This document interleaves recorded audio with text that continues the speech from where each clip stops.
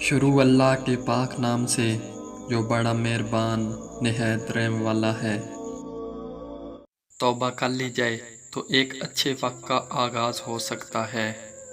دن کی روشنی میں رزق تلاش کرو اور رات میں اسے تلاش کرو جو رزق دیتا ہے۔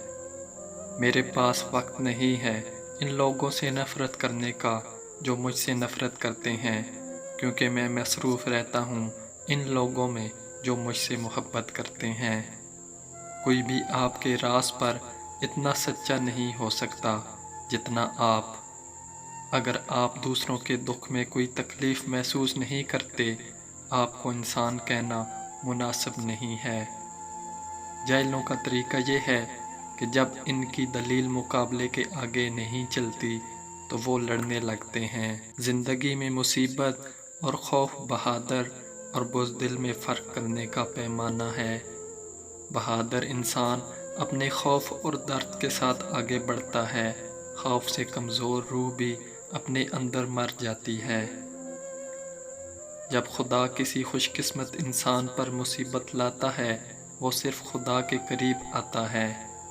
انسان کے پاس اس کے سوا کچھ نہیں ہے جس کے لیے اس نے کوشش کی ہے۔ تمہیں کسی بھی سفر کی ضرورت نہیں ہے، اپنے اندر کا سفر کرو، موتیوں کے کانوں میں داخل ہو جاؤ اور اپنے ہی روشنی میں نہ ہو۔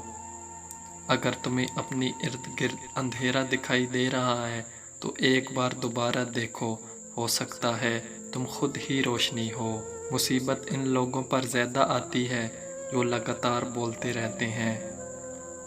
توبہ کرنے میں تاخیر مت کرو کیونکہ موت اچانک آئے گی۔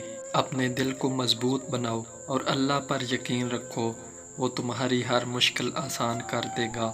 مت سوچو کہ ہم نیک ہیں، ہم بس رب العزت کے پردے میں ہیں۔ اپنے اندر تبدیلی کی کوشش کرنی چاہیے۔ اولیاء اللہ کی صحبت اختیار کر، تیرے اندر تبدیلی پیدا ہو جائے گی۔ اپنے رب کی ذات پر بھروسہ رکھو، وہ اپنے بندے سے بہت محبت کرتا ہے۔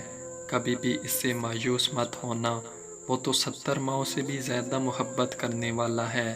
وہ اپنے بندے کو تکلیف میں نہیں دیکھ سکتا۔ وہ جلد ہی تمہاری مشکلات ختم کر کے تمہیں اپنے کرم سے نوازے گا، بس یقین رکھو۔